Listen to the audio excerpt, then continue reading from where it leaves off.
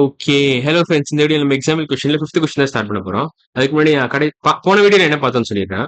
So போன வீடியோல நம்ம இதெல்லாம் தான் பார்த்தோம். 4th கொஸ்டின் முடிச்சிட்டோம். 3rd கொஸ்டின் முடிச்சிட்டோம்.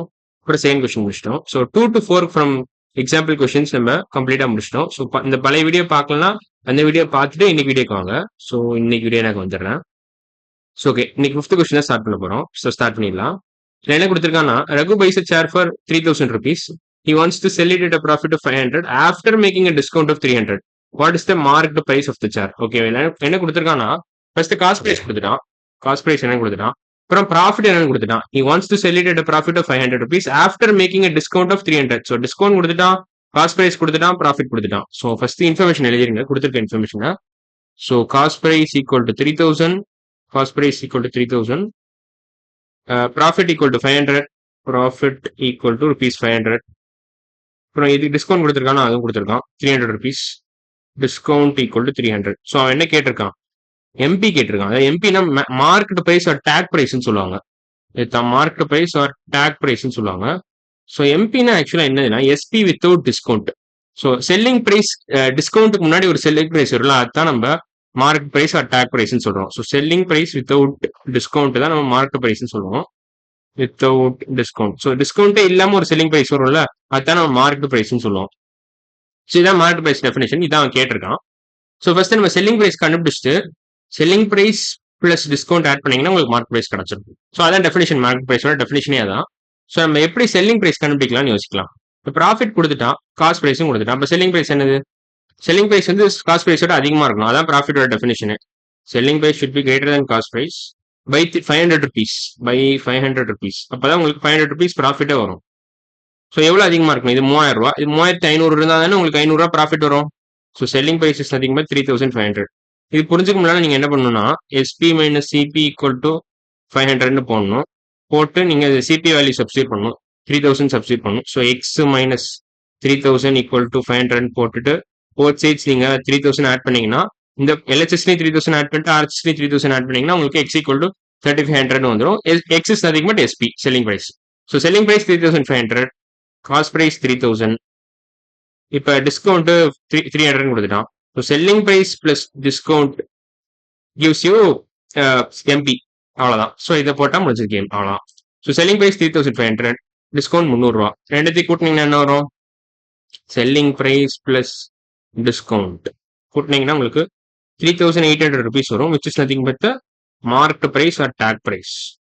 இதான் மார்க்ட் பிரைஸ்ன்னு சொல்லலாம், ஆர் டேக் பிரைஸ்ன்னு சொல்லலாம்.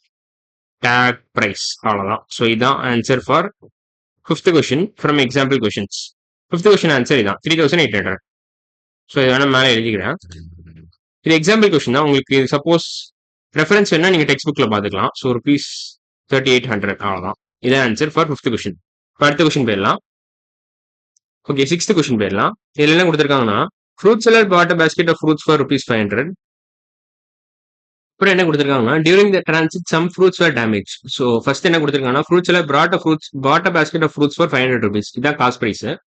ஸோ இது cost price. During the transit some fruits were damaged. இது தேவையில்லாத இன்ஃபர்மேஷன் தான், ஆக்சுவலா ரொம்ப தேவைப்படாது. ஸோ அப்புறம் என்ன கொடுத்துருக்கான்னு பார்க்கலாம். So he was able to sell the remaining fruits for 480. Find the profit or loss in his business. Okay, இது என்ன கொடுத்துருக்காங்கன்னா ஆக்சுவலா ஓவரால் ப்ராஃபிட் ஆர் லாஸ் தான் கேட்கறான். ஸோ ப்ராஃபிட் ஆர் லாஸ் கொடுத்துருக்கான் தெரியுமா, இது வந்து ஓவரால் ப்ராஃபிட் ஆர் லாஸ் அதான் சொல்ல வரான். ஸோ அது எக்ஸ்பிளிசிட்டா ரொம்ப கிளியரா கொடுக்கல, நான் கிளியரா சொல்றேன். அது அவன் கேட்டிருக்காது, find the profit or loss in is business, nothing but overall profit or overall loss or overall, ஒரு நிமிஷம், ஓவரால் லாஸ், இதுதான் அவன் கேட்கறான். ஸோ பேசிக்கா நம்ம இதை இன்னும் நல்லா புரிஞ்சுக்க ட்ரை பண்ணலாம். ஒரு பேஸ்கெட் ஆஃப் ஃப்ரூட்ஸ் வந்து 500 ரூபாய்க்கு வாங்கியிருக்கான். ஸோ ஒரு கூடையில 500 நிறைய ஃப்ரூட்ஸ் இருக்கு, 500 ரூபாய்க்கு வாங்கியிருக்கான். ஸோ பேசிக்கா காஸ்ட் பிரைஸ் ஆஃப் ஃப்ரூட்ஸ் வந்து 500. இதான் காஸ்ட் பிரைஸ் ஆஃப் ஃப்ரூட்ஸ். சில ஃப்ரூட்ஸ் டேமேஜ் ஆயிடுச்சு, எவ்வளோன்னு கொடுக்கல. During the transit some fruits were damaged. So ஏதோ ஒரு 2 ஃப்ரூட் டேமேஜ் ஆயிருக்குன்னு வச்சுக்கோங்களேன். And but still he was able to sell the remaining fruits for 480. But அல்டிமேட்டா என்னன்னா, அவன் 500 ரூபாய்க்கு வாங்கிட்டு 480 ரூபாய்க்கு வித்திருக்கான். அது நஷ்டமா லாபமா? Selling price equal to 500 rupees. Cost price equal to 500, selling price equal to 480 rupees. ரெண்டுமே ருபீஸ் தான். ஸோ ரெண்டும் ஒரே யூனிட் தான் பேசிக்கா.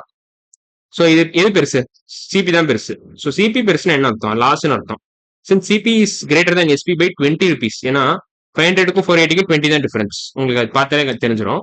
So CP is greater than SP by 20 rupees. Loss overall loss தான் பிஸ்னஸ்ல by 20 rupees. So overall loss ஆக்சுவலா by 20 rupees அவ்வளோதான். ₹20 அவ்வளோதான். ஸோ ஆன்சர் வந்து find the profit or loss in is business வந்து ஆன்சர் ₹20. லாஸ் ஈக்குவல் 20 நீங்க எழுதலாம். Loss equal to ₹20 அவ்வளோதான். இதான் ஆன்சர் ஃபார் 6th கொஸ்டின். நம்ம அடுத்த கொஸ்டின் போயிடலாம். அடுத்த கொஸ்டின்ல என்ன கொடுத்துருக்கோம்? Okay, solve example extra questions வந்துருக்கு. இப்போ இது ஸ்டார்ட் பண்ணிடலாம் நம்ம. ஸோ இப்போ இதுல என்னெல்லாம் பார்த்தோம், நம்ம இந்த கொஸ்டினும் முடிச்சிட்டோம், அப்புறம் இந்த கொஸ்டினும் முடிச்சிட்டோம். ஸோ இப்போ இதுக்கு வந்துடுறேன். So solve examples extra questions தான். மறுபடியும் இது வேற எக்ஸசைஸ் தான். இது பேசிக்கா மறுபடியும் எக்ஸ்ட்ரா கொஸ்டின்ஸ் தான் எல்லாமே. ஸோ அது புரிஞ்சிருக்கும்னு நினைக்கிறேன். ஸோ இப்போ ஸ்டார்ட் பண்ணிடலாம். What is a profit in business transaction? இங்க ப்ராஃபிட் 4 ஆப்ஷன் கொடுத்துருக்கான். ப்ராஃபிட்னா என்ன பேசிக்கா? ப்ராஃபிட்னா பேசிக்கா இல்ல extra money you made after selling something for more than it cost to buy, அதான் ப்ராஃபிட். ஸோ அது இருக்கான்னு பார்த்துறேன் அந்த டெஃபினிஷன். ஸோ அவன் ஃபர்ஸ்ட் என்ன கொடுத்துருக்கான்னா profit is the total amount spend to buy something. அது கிடையாது. இது வந்து எக்ஸ்பெண்டிச்சர்னு சொல்லுவாங்க. இது வந்து காஸ்ட்னு சொல்லலாம். இன்ஃபேக்ட் இது காஸ்ட் இல்ல ரேட்டுன்னு சொல்லலாம். ரேட்டையும் ப்ராஃபிட்டையும் கன்ஃபியூஸ் பண்ணிருக்கான். ஸோ இது தப்பு. Profit is the extra money made after selling something for more then cost price. இதான் கரெக்டான டெஃபினிஷன். காஸ்ட் டு பை இல்ல காஸ்ட் பிரைஸ்னு சொல்லலாம். இதான் கரெக்ட். ஸோ இப்போ மற்ற 2 ஆப்ஷனையும் செக் பண்ணிடலாம். இதுக்கும் profit is the amount last in selling something for less than it cost. Okay, இது லாஸ்ன்னு சொல்லுவாங்க. இதுதான் இது பேர் லாஸ். ஓகேவா? ப்ராஃபிட் இல்லை, இது பேர் லாஸ்ன்னு சொல்லுவாங்க. லாஸ் இதான் லாஸ்ன்னு சொல்லுவாங்க. இப்போ ஃபைனலாக என்ன கொடுத்துருக்காங்கன்னா profit is the price at which something is sold. அது செல்லிங் பிரைஸ்.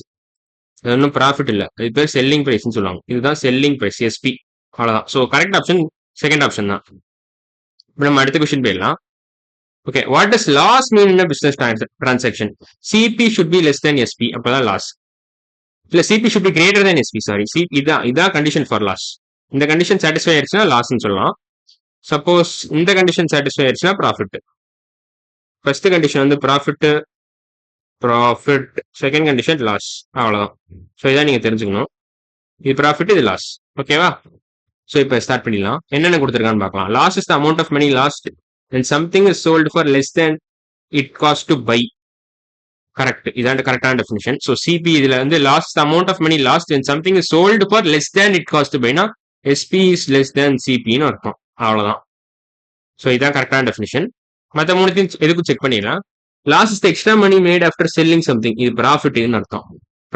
இது ப்ராஃபிட். இந்த டெஃபினிஷன் வந்து ப்ராஃபிட்டுக்கு தான் கரெக்டா சூட் ஆகும். அடுத்த ஸ்டேட்மெண்ட் பார்த்துடலாம். Loss is the total amount spend to buy something. இது எக்ஸ்பெண்டிச்சர்னு சொல்லுவாங்க. இதுதான் எக்ஸ்பெண்டிச்சர்னு சொல்லுவாங்க. இல்ல காஸ்ட்னு சொல்லுவாங்க. காஸ்ட்னு சொல்லலாம், ரேட்டுன்னு சொல்லலாம், எக்ஸ்பெண்டிச்சர்னு சொல்லலாம், எப்படி வேணாலும் சொல்லலாம், உங்க இஷ்டம். Loss is the price at which something is sold. இது செல்லிங் பிரைஸ்னு சொல்லுவாங்க.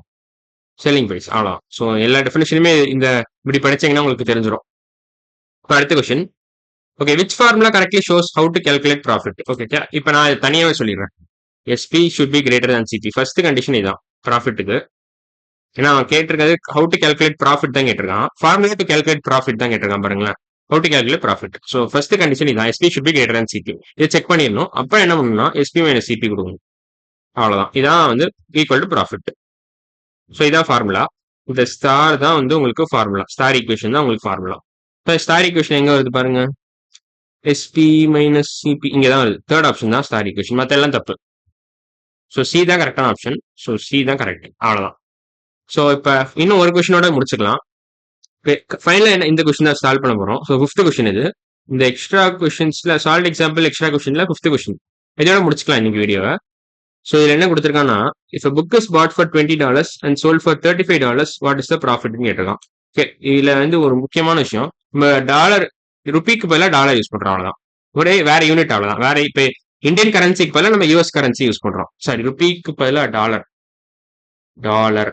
ஓகேவா? டாலர் யூஸ் பண்றோம். பேசிக்கா இது யூஎஸ் கரன்சி, யூஎஸ்ஏ கரன்சி, இது இந்தியன் கரன்சி. IND போட்டுக்கோங்க. இதெல்லாம் தேவையில்லை. சும்மா ஒரு டிஸ்கிளைமர் மாதிரி கொடுத்துட்டேன். அவ்வளோதான். வேற எந்த டிஃபரன்ஸுமே இல்லை. நீங்க என்ன லாஜிக், அதே லாஜிக் தான். ஸோ பேசிக்கா அது புரிஞ்சுக்கிட்டா போதும். ஓகே, இப்போ book is bought for $20 and sold for $35, what is the ப்ராஃபிட்னு கேட்டிருக்கான். இப்போ ஒரு புக்கை நீங்க $20 வாங்கி, அதாவது காஸ்ட் பிரைஸ் வந்து $20, $20, செல்லிங் பிரைஸ் வந்து $35. இதுல எது பெருசு, எஸ்பி பெருசா சிபி பெருசா? எஸ்பி தான் பெருசு. ஏன்னா $35 கொடுத்துருக்கான். சிபி வெறும் $20 தான் கொடுத்துருக்கான். So since SP is greater than CP, profit தான், டெஃபினட்டா ப்ராஃபிட் தான். ப்ராஃபிட் இருக்கு. எவ்வளவு ப்ராஃபிட்? அதுக்கு நீங்க என்ன பண்ணி எஸ்பி மைனஸ் சிபி போடணும், அவ்வளவுதான். ஸோ எஸ்பி மைனஸ் சிபி எவ்வளவு வருது உங்களுக்கு? $35 minus $20.